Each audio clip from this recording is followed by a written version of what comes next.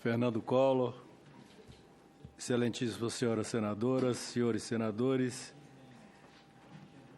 retorna a essa comissão para exame o projeto de lei do Senado, número 288, de autoria do senador Aloysio Nunes Ferreira, na forma do substitutivo da Câmara dos Deputados a projeto de lei do Senado, número 7, que institui a Lei de Migração.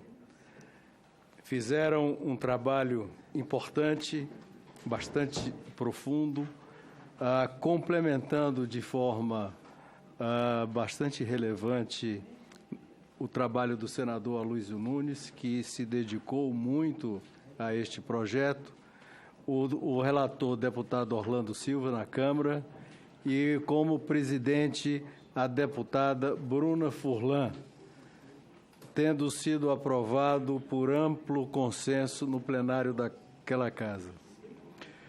O substitutivo da Câmara, presidente Fernando Collor de Mello, lhe peço, se me perdi um pouco de paciência, existem algumas modificações importantes, um pouco de 5 minutos a mais para que a gente possa, é importante, eu acho, deixar lido aqui. Por favor, senador, fique inteiramente à vontade. O substitutivo da Câmara não altera as linhas gerais e a filosofia da proposição originária do Senado, mas trouxe importantes contribuições, destacando-se a supressão do dispositivo que trazia um rol de direitos da inadequada categoria do imigrante não registrado, acréscimo de hipóteses de visto temporário de trabalho e para a realização de investimento, inclusão de dispositivo para regular residência do imigrante condenado em caso de progressão de pena, abreviamento do prazo de deportação em casos de violação a princípios e objetivos constitucionais, estabelecimento de exceção de impedimento de deportação no caso de não haver manifestação da Defensoria Pública da União, desde que esta seja devidamente notificada. A posição de requisito para naturalização, que é o requerente não possuir condenação penal ou estiver reabilitado nos termos da lei. Reconhecimento da competência do Superior Tribunal de Justiça para homologação de sentença penal estrangeira em caso de transferência de execução de pena e de transferência de pessoa condenada ao Brasil. Remessa da tabela de taxas e emolumentos consulares para anexo à lei, quando anteriormente estava no corpo do texto. Eliminação de multa que punia exercício laboral de pessoas sem documentação regular.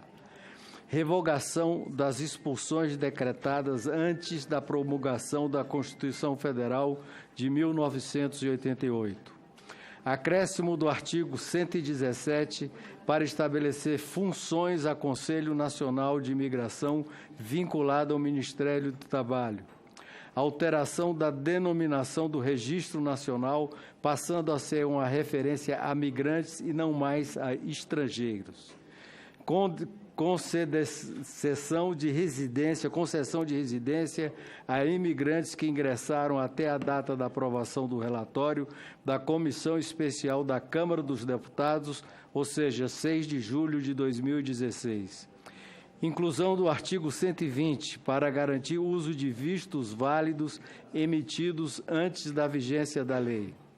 Acréscimo dos artigos 121 e 122 para respeitar a legislação sobre refugiados e os tratados ratificados pelo Brasil. Introdução do artigo 124 para reafirmar que a privação de liberdade por motivos migratórios restringe-se aos casos previstos na lei. Nesta fase, cabe ao Senado Federal apenas admitir emendas de redação ou acatar ou manter texto original em relação às novidades acrescidas pela Câmara dos Deputados. Análise. A presente proposição representa um marco na história legislativa brasileira. Desde o Império, o tema da situação jurídica do estrangeiro foi sendo versado de um lado a partir do dirigismo migratório, muitas vezes contra a vontade das pessoas, com a promoção do tráfico dos escravos ou de tom discriminatório com a preferência por pessoas de ascendência europeia. Do outro lado, muitas vezes, a legislação pátria dedicou-se a acentuar as suspeitas e as ameaças que poderiam representar os estrangeiros em solo nacional, o que implicou a criminalização de imigração e hipóteses sumárias ou arbitrárias para deportar ou expulsar estrangeiros. O Estatuto do Estrangeiro, atualmente em vigor e que se pretende revogar pelo projeto em análise, é resultado dessa postura histórica. Esse projeto, ao contrário de todas as experiências pretéritas, é de origem do Senado Federal e não do Poder Executivo, de origem do senador Aloysio Nunes Ferreira, e já passou em sua quase totalidade pelo crivo de ambas as casas, com emblemática aprovação. A estrutura da proposição parte da consagração do migrante como sujeito de direitos e de garantias a considerar a mobilidade humana como um todo, o que significa contemplar o imigrante, o emigrante e o visitante. Nesse sentido, optamos por corrigir um equívoco, ao nosso ver, trazido pela Câmara dos Deputados, que incluiu como princípio a reger a política migratória brasileira a proteção ao mercado de trabalho nacional. Com as devidas vênias, essa diretriz conflita com o espírito do projeto. O mercado de trabalho não deve ser fechado e a migração é um fator do seu desenvolvimento. Brasileiros que saem, estrangeiros que entram, remessas que vêm, investimentos que chegam, capacitação e forças de trabalho e de inovação que se complementam, são instrumentos que impulsionam o mercado de trabalho, ao contrário do protecionismo. Optamos ainda por solucionar um problema terminológico que perpassa toda a proposição de como denominar as diversas normas internacionais. No documento proposto, por vezes faz-se a menção a convenções e tratados internacionais, convenções, tratados ou acordos internacionais, tratado internacional ou só tratado, denotando falha de técnica legislativa e gerando confusão. A própria Constituição Federal embaralha os termos, como demonstra a referência a tratados, acordos ou atos internacionais, no artigo 49, parágrafo 1, e tratados, convenções e atos internacionais, no artigo 84. Adotamos, pois, a definição da Convenção de Viena sobre o direito dos tratados, promulgada no Brasil pelo Decreto 7.030, de 14 de dezembro de 2009, que é taxativo. Tratado significa um acordo internacional concluído por escrito entre Estados e regido pelo direito internacional, que conste de um instrumento único, quer de dois ou mais instrumentos conexo, qualquer que seja sua denominação específica. Em seguida, o projeto trata da situação documental do imigrante, como modernização da política de visto, como a facilitação de concessão de vistos para a realização de negócios, turismos, atividades artísticas ou desportivas para trabalhar, estudar, investir. Além disso, é extinto o visto permanente, passando a existir a autorização de residência, que será regrada por autoridade interna, evitando que a regularização do imigrante dependa de ações consulares no exterior. Ademais, além de manter as categorias tradicionais de residência, atualiza as hipóteses tais como de tratamento de saúde, acolhida humanitária, férias-trabalho, serviço voluntário, reunião familiar, beneficiário de tratados vinculados ao tema, como, por exemplo, os do Mercosul. Outro avanço foi tratar de uma numerosa parcela de pessoas que são os residentes fronteiriços, asilados e apátridas, além de inovar ao contemplar os brasileiros emigrantes brasileiros, destinando-lhe um capítulo específico.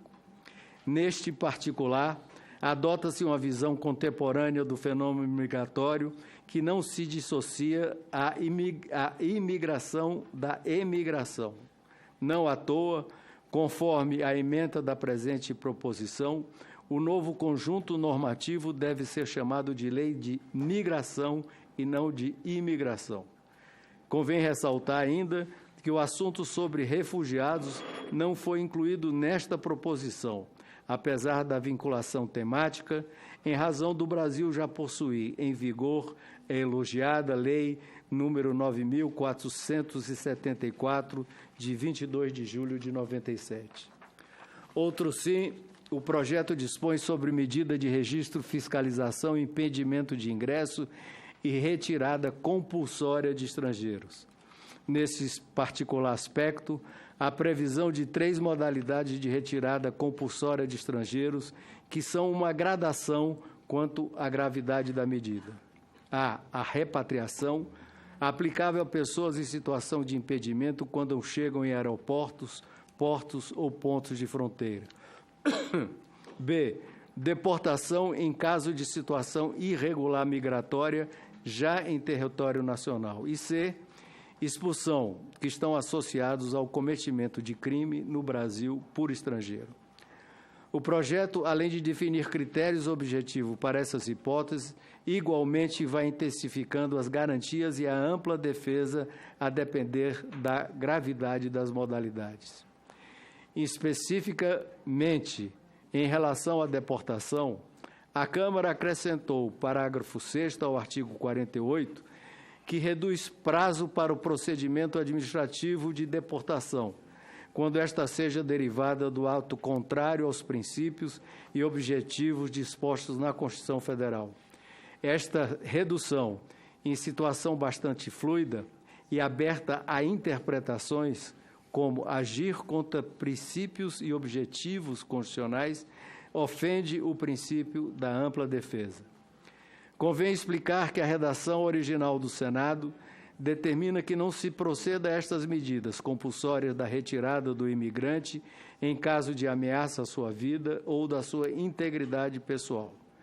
Já o substitutivo da Câmara acrescentou também: impediriam tais medidas a ameaça à liberdade e ainda condiciona essas ameaças a razões de raça, religião, nacionalidade, opinião política ou pertencimento a grupo social.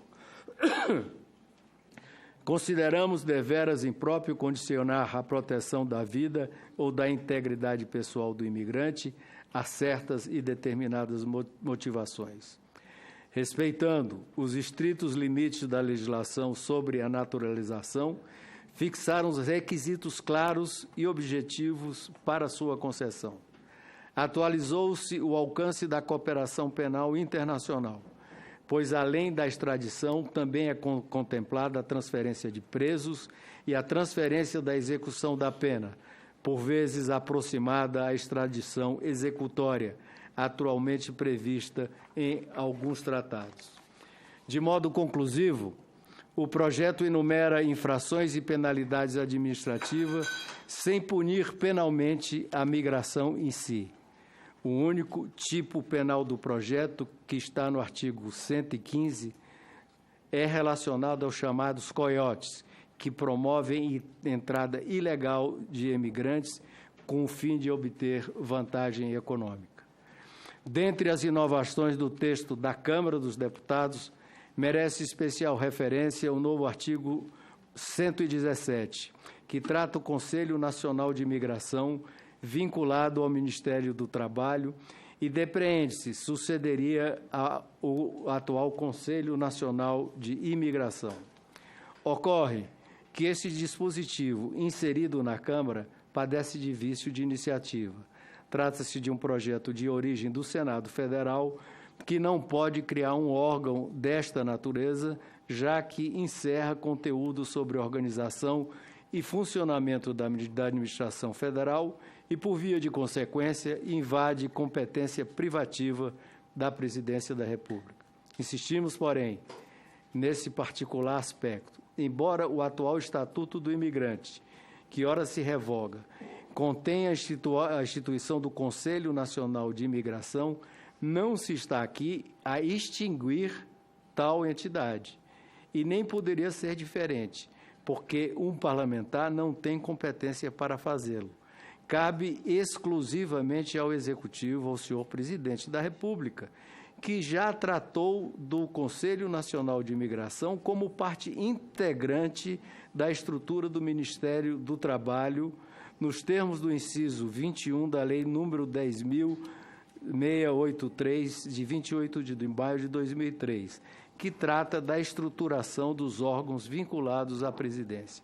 Que fique claro novamente, o atual Conselho Nacional de Imigração em nada é afetado pela supressão do artigo, que, reitera-se, foi excluído do texto pela única razão do vício de iniciativa. Finalmente, senhor presidente, gostaria de ressaltar que o sucesso desse projeto é fruto do proveitoso diálogo suprapartidário a envolver diversificados setores governamentais e da sociedade civil, ativa participação de organizações religiosas e laicas, Ministérios dos Estados, dos órgãos de segurança, Ministério Público, Defensoria Pública da União, das empresas de transportes, entidades empresariais e de empregados, organismos internacionais e especialistas acadêmicos. Como resultado, produziu-se esse instrumento normativo migratório. Esse projeto, senhor presidente, honra as nossas tradições de integração e acolhimento de outros povos e raças que forjaram a própria essência do que é a gente brasileira. Especialmente nessa quadra histórica, em que fronteiras e muros são levantados, acho que o Brasil dá um exemplo ao mundo, se recusa a caminhar para trás, avançando nos processos de globalização econômica, fundado nos princípios da soberania nacional e da dignidade humana. Voto. Diante do exposto, somos pela aprovação do substitutivo da Câmara dos Deputados número 7 de 2016, com as seguintes alterações: suprimir o inciso 23 do artigo 3º, número 7 de 2016, suprimir o parágrafo 6º do artigo 8 do PLS número 288, suprimir o artigo 117 e seu parágrafo único, renumerar os artigos 118, 119, 120, 121, 122, 123, 124, 125 e 126, uniformizar a referência a tratados em relação ao artigo 3º, 18, artigo 3º, parágrafo 18, artigo 4º, parágrafo 1º, artigo 5º, parágrafo 7, artigo 14, parágrafo 10. E demais, que eu não vou ler aqui todos esses artigos, com a redação que os senhores e as senhoras senadores têm disponibilizado no próprio corpo do relatório. É esse, portanto, senhor presidente, meu voto. Obrigado pela leitura tão longa. Muito obrigado a Vossa Excelência, senador Tasso Gereissati. Coloco em discussão o relatório lido. Com a palavra para discutir, Sua Excelência, senador Cristóvão Buarque. Senhor presidente, eu estou absolutamente preparado.